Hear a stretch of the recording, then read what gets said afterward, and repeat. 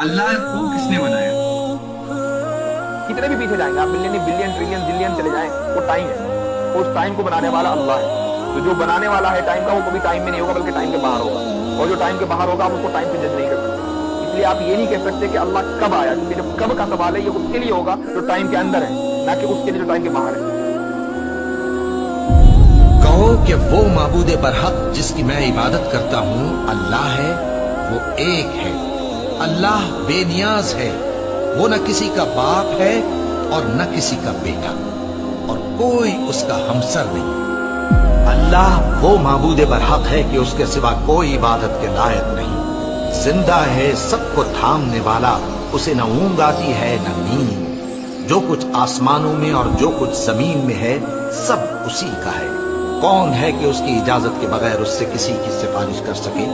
जो कुछ लोगों के रूबरू हो रहा है और जो कुछ उनके पीछे हो चुका है उसे सब मालूम है, और लोग उसकी मालूमात में से किसी चीज पर दस्तरस हासिल नहीं कर सकते। हाँ, जिस कदर वो चाहता है उसी कदर मालूम करा देता है। उसकी बादशाही और इल्म आसमान और जमीन सब पर हावी है, और उसे उनकी हिफाजत कुछ भी दुश्वार नहीं। वो बड़ा आली रुतबा है, जलीलुल कद्र है। वही अल्लाह तमाम मखलूकात का खालिक, ईजाद व इख्तिरा करने वाला, सूरतें बनाने वाला। उसके सब अच्छे से अच्छे नाम हैं। जितनी चीजें आसमानों और जमीन में हैं सब उसकी तस्बीह करती रहती हैं, और वो गालिब है, हिकमत वाला है। आसमानों और जमीन की बादशाही उसी की है। वही जिंदगी देता है और वही मौत देता है, और वो हर चीज पर कादिर है। वही अव्वल और वही आखिर, और अपनी कुदरतों से सब पर जाहिर और फिर भी पोशीदा है, और वो हर चीज का खूब जानने वाला है। वही है जिसने आसमानों और जमीन को 6 दिन में पैदा किया, फिर अर्श पर जलवा अफरोज हुआ। जो चीज जमीन में दाखिल होती और जो उससे निकलती है, और जो आसमान से उतरती और जो उसमें चढ़ती है, सब उसको मालूम है।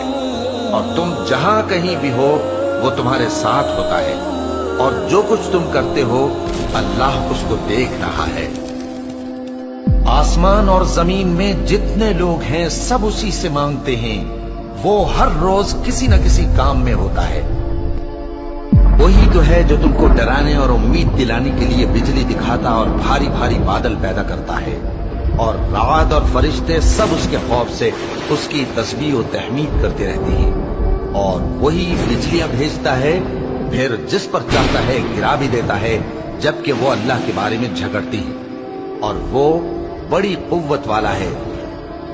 अल्लाह ने निहायत अच्छी बातें नाजिल फरमाई हैं, यानी किताब जिसकी आयतें बाहम मिलती जुलती हैं और दोहराई जाती हैं। जो लोग अपने परवरदिगार से डरते हैं उनके बदन के रोंगटे उसे सुनकर खड़े हो जाते हैं, फिर उनकी खालें नर्म हो जाती हैं और दिल भी नर्म होकर अल्लाह की याद की तरफ मुतवज्जे हो जाते हैं। यही अल्लाह की हिदायत है।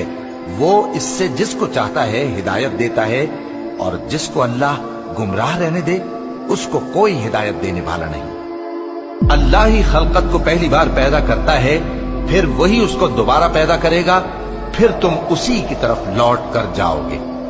जो मखलूक जमीन पर है सबको फना होना है, और तुम्हारे परवरदिगार ही की जात जो साहिब जलाल करम है बाकी